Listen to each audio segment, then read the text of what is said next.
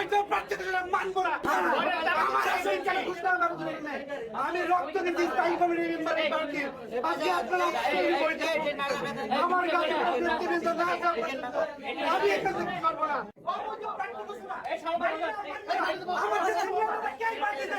না, এটা অন্যায় করা হয়েছে। কোন প্রার্থীর কাজ যোগ্যতা করা হয়েছে? না, এটা মানা হবে না।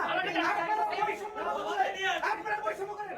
সর্বপ্রথম 2018 সালে এই ভিডিও মানুষ ছিল না, মানুষ জানে আপনারা পরিকল্পিতভাবে আপনারা পরিকল্পিতভাবে সিজন নিরাপত্তা ব্যবহার দিচ্ছেন।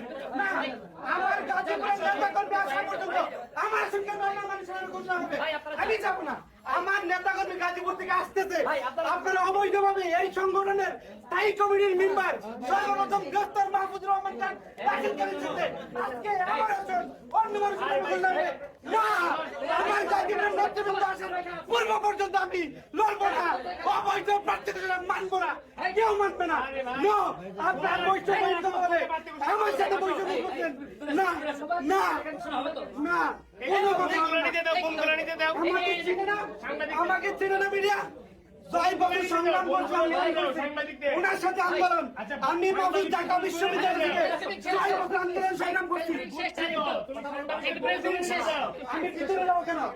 আপনারা আমার দিচ্ছেন নেবারিবার বৈষম্যের কথা বলে আপনারা বৈষম্য করতেছেন। আমার লোকাল পারমিশন না।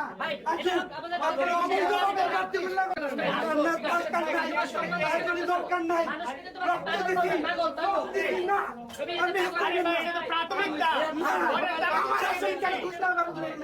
আমি রক্ত দিচ্ছি স্থায়ী কমিটির মেম্বারের প্রার্থী।